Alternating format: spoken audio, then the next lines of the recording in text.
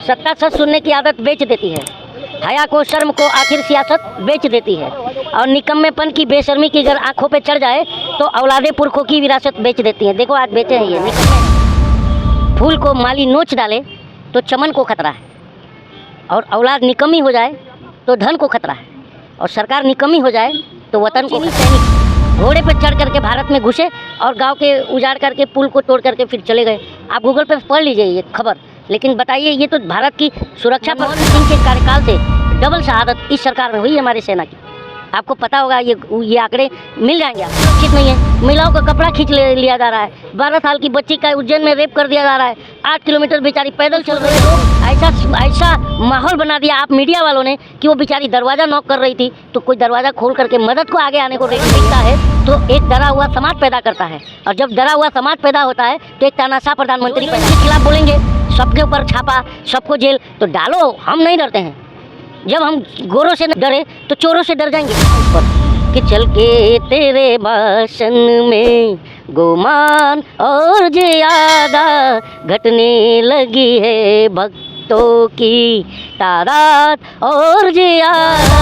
क्या बात है तेरी महफिल में सितमगर, हो रहा है तेरे राज्यों में कत्लेआम और ज्यादा। को बचाने की भी बात खूब कर ली, हो रहा है इन्हीं पर तो अत्याचार और ज्यादा। घंटा बजता तो प्रधानमंत्री आके यूट्यूब पर ये ना कहता कि घंटा दबाओ। डंका बजता तो घंटा क्यों दबाते हैं? तो आप विकास मानते हैं कि विद्यालय को मानते हैं? ये विद्यालय की बात नहीं करते, बोलते शौचालय में पढ़ो। नमस्कार दोस्तों, आज हमारे बीच में एक ऐसी जानी मानी हस्ती है जो दुनिया इनकी दीवानी हो चुकी है। हमारे साथ हैं, मुंबई से आए हुए हैं दिल्ली में, कॉमेडियन कलीम शेख। आज हम इनसे रूबरू होना चाहेंगे और जानना चाहेंगे देश के हालात। ये पूरे देश में भ्रमण करते हैं, जनताओं के बीच में जाते हैं, जो कि में रहने वालों के बीच में जाते हैं, और देश के हालात क्या हैं। 2024 का इलेक्शन सिर पर है, क्या कहेंगे कलीम शेख जी? हालात ये है कि माहौल जहरीला है, और जब माहौल जहरीला हो जाए तो हर जान और तन को खतरा है। फूल को माली नोच डाले तो चमन को खतरा है, और औलाद निकम्मी हो जाए तो धन को खतरा है, और सरकार निकम्मी हो जाए तो वतन को खतरा है। तो आज खतरा हमारे देश को है क्योंकि सरकार निकम्मी है। आपको पता है कि अभी एक घटना हुई है, आप गूगल पे दर्शक भी पढ़ लेंगे। इस घटना को गोदी मीडिया गायब कर दिया। 100 चीनी सैनिक घोड़े पर चढ़ करके भारत में घुसे और गांव के उजाड़ करके पुल को तोड़ करके फिर चले गए। आप गूगल पे पढ़ लीजिए ये खबर। लेकिन बताइए, ये तो भारत की सुरक्षा पर खतरा है, लेकिन गोदी मीडिया इस पर बात नहीं करी। क्यों नहीं करी? तो ये मोदी जी कह रहे हैं ना कि वो भ्रष्टाचार से लड़ रहे हैं, लेकिन भ्रष्टाचार से नहीं लड़ रहे हैं, वो हम जनता से लड़ रहे हैं। सरकार तो ये कह क्योंकि देखिए, सरकार, मैंने क्या कहा, सरकार निकम्मी हो जाए तो वतन को खतरा है। क्या सरकार कहेगी बताइए? लोग कह रहे हैं, इनकी पार्टी के लोग कह रहे हैं, सरकार के लोग कह रहे हैं, गांव-गांव जाके ये प्रचार कर रहे हैं कि देश सुरक्षित हाथों में है। अगर क्या लगता है? अगर सुरक्षित लगता है आपको? देश सुरक्षित हाथों में रहता तो सबसे ज़्यादा सेना के जो जवान हैं उनकी शहादत इस सरकार में हुई है। कैसे हुई ये पूछिए उनसे। डबल मनमोहन सिंह के कार्यकाल से डबल शहादत इस सरकार में हुई है हमारी सेना की। आपको पता होगा, ये आंकड़े मिल जाएंगे, आपको ढूंढ लीजिए।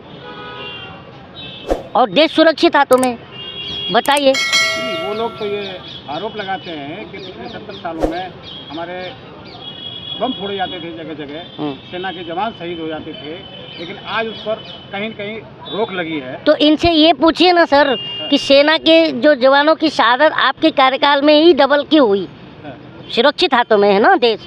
बताइए, देश सुरक्षित हाथों में अगर होता तो आज देश की ये स्थिति ना होती। महिलाएं सुरक्षित नहीं है, महिलाओं का कपड़ा खींच लिया जा रहा है, 12 साल की बच्ची का उज्जैन में रेप कर दिया जा रहा है, 8 किलोमीटर बेचारी पैदल चल रही है, और उसको जो है लोग ऐसा माहौल बना दिया आप मीडिया वालों ने कि वो बेचारी दरवाज़ा नॉक कर रही थी तो कोई दरवाज़ा खोल करके मदद को आगे आने को रेडी नहीं है, ऐसा समाज पैदा कर दिए। तो मैं बार बार कहता हूँ कि जब कलम बिकता है तो एक डरा हुआ समाज पैदा करता है, और जब डरा हुआ समाज पैदा होता है तो एक तानाशाह प्रधानमंत्री पैदा होता है।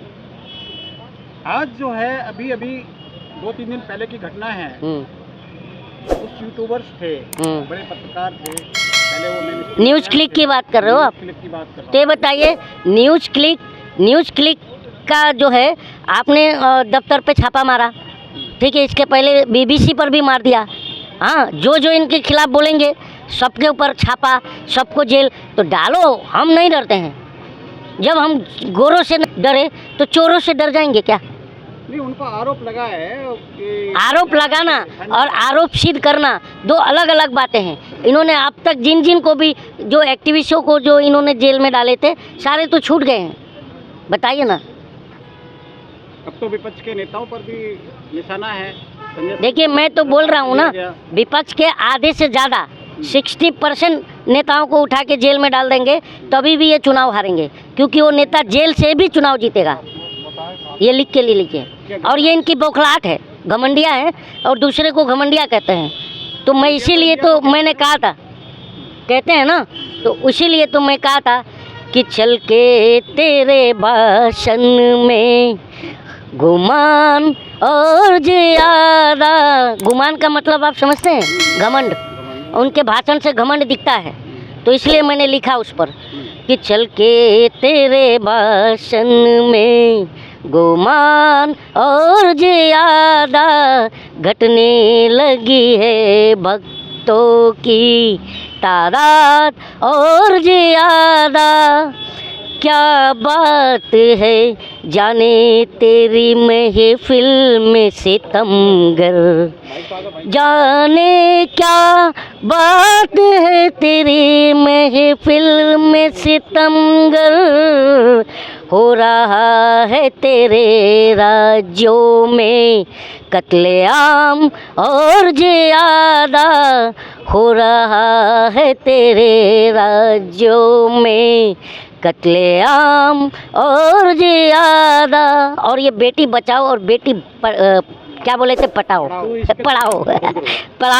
तो उस पर है कि जो बेटियों को बचाने की भी बात खूब कर ली, बेटियों को बचाने की भी बात खूब कर ली।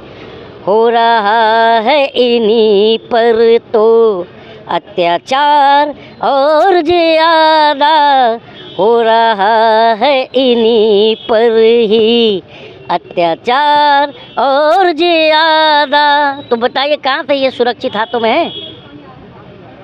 वो तो गुणगान यही करती है सरकार को। देखिए, सत्ता सच सुनने की आदत, अब मैं आपको बता रहा हूँ, सुनिए तो, सत्ता सच सुनने की आदत बेच देती है, हया को शर्म को आखिर सियासत बेच देती है, और निकम्मेपन की बेशर्मी की अगर आंखों पे चढ़ जाए तो औलादे पुरखों की विरासत बेच देती है। देखो आज बेचे हैं, ये निकम्मे हैं ये। देश में जो 2 में हैं, हम वक्त तो यही गुणगान करते हैं कि विदेश में डंका बज रहा है। अच्छा, तो अगर कितना महसूस होता है डंका? मेरे को डंका पर ये महसूस हो रहा है कि अगर डंका बजता तो प्रधानमंत्री आके यूट्यूब पर ये ना कहता कि घंटा दबाओ। डंका बजता तो घंटा क्यों दबाते, ये बताओ। अच्छा, यूट्यूब पर आए थे ना, सब्सक्राइब कीजिए। क्या है, तो अगर डंका बजता तो लोग अपने आप ही सब्सक्राइब करते। वो बोलते हैं कि घंटा दबाओ और वो बजवा रहे हैं डंका। यूट्यूब से इतना प्यार कैसे हो गया इनको? इसलिए कि अब आप लोगों की सुताई की बारी है, अब आप लोगों की सुताई करेंगे, इसलिए वो खुद यूट्यूब पर आ रहे हैं। हाँ, इसीलिए ये कार्रवाई हुई है। हाँ, ईडी की छापेमारी हुई है। हाँ, यही है। आप ये बताइए, गोदी मीडिया पर तो कुछ लोगों ने थूकना बंद कर दिया। आपको पता है ना, जो बाइडन आए थे G20 में, तो जो बाइडन जो है थोड़ा लंबा है, अब प्रधानमंत्री की हाइट थोड़ी कम है, तो प्रधानमंत्री सवाल उड़ाने गए ऐसा, तो जैसे सवाल उड़ाए तो जो बाइडन झुक गया, तो चित्रा त्रिपाठी चिल्ला चिल्ला के कह रही है, झुकती है दुनिया, झुकाने वाला चाहिए।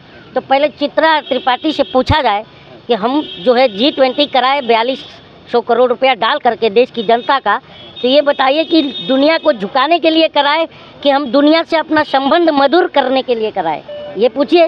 ये खुद ये लोग कंफ्यूज हैं और शौचालय को विकास मान रहे हैं। शौचालय में मुंह डाल करके बेहोश पड़े हैं। ये शौचालय को आप विकास मानते हैं कि विद्यालय को मानते हैं? ये विद्यालय की बात नहीं करते, बोलते शौचालय में पढ़ो। बताइए। महिलाओं के लिए ही ये शौचालय बनवाए गए हैं। पहले दिशा मैदान बाहर जाती थी, पहले हम कहाँ जा रहे थे? पहले जंगल में जाती थी। आप कहाँ जाते थे? पहले रेप नहीं हुए थे, पहले रेप नहीं हुए थे। आप कहाँ अब जाते रेप हो थे? रहे। आप कहाँ जाते थे? ये बताइए। मैं भी जंगल में जाता था। हाँ?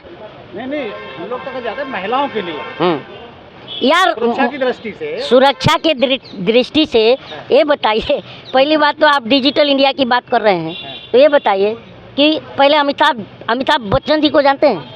पहले वो आते थे टीवी पर और कहते थे देवी और सज्जनों बाहर मत जाइए, शौचालय घर में बनवाइए। उनकी बात समझ में नहीं आई जनता को, तो विद्या बालन को ले आए, वो भी समझाने लगी कि बाहर मत जाइए, घर में जाइए। तो पहले ये अब मेरा ये बोलना है कि देश में असाक्षरता है, तभी तो ये लोग आके समझाते हैं कि शौचालय बाहर नहीं जाइए, घर में बनवाइए। तो पहले हमारे देश के लोगों को शौचालय करने का जो है ढंग आकर के भी सिखाते हैं, तो पहले हमको शौचालय का ढंग सिखाना पड़ रहा है। तो डिजिटल इंडिया में भी तो डिजिटलाइजेशन को सिखाना पड़ेगा ना हमको, तब तो डिजिटल इंडिया बनेगा। बताइए। और डिजिटल इंडिया में नेटवर्क का ये हाल है कि जल्दी कुछ डेटा और फाइल खोलो तो भी नहीं खुलता, जल्दी नेटवर्क गायब हो जाता है। वो आ रहे डिजिटल इंडिया। और डिजिटल इंडिया में क्या होता है, अडानी अंबानी का विकास होता है नहीं, क्योंकि पहले 3 महीना फ्री देता है, फिर 49 रुपया लेता है, फिर 199 रुपये लेता है, फिर 399 रुपये लेता है, और आज कितना ले रहा है देखिए। तो अंधभक्तों को ये समझाया जाए कि अबे अंधभक्तों, प्राइवेट और गवर्नमेंट जो प्राइवेटाइजेशन हो रहा है सरकारी संस्थाओं का, उस पर सोचना पड़ेगा। क्योंकि जब गवर्नमेंट संस्था होती है वो उसका मोटिव ये होता है कि कम से कम लागत में जनता तक ज़्यादा से ज़्यादा सुविधा पहुँचे। तो जब प्राइवेट को चला जाएगा, जैसे स्वास्थ्य और शिक्षा जो भी है, तो वो क्या करेंगे, कम से कम लागत में ज़्यादा पैसा कमाएंगे। तो जब कोई विपदा आएगी तो ये थोड़ी अपना बोलेंगे कि खजाना खोल देंगे। आपने देखा ना कोरोना काल में कौन से कॉरपोरेट ने खजाना खोला था जनता के लिए। लेकिन क्या होता है कि जनता जो है, मैं अभी कहा कि जब कलम बिक जाता है तो जो है एक डरा हुआ समाज पैदा करता है, और जब समाज डरा हुआ होता है तो एक जो है तानाशाह प्रधानमंत्री पैदा करता है। वही तो हो रहा है।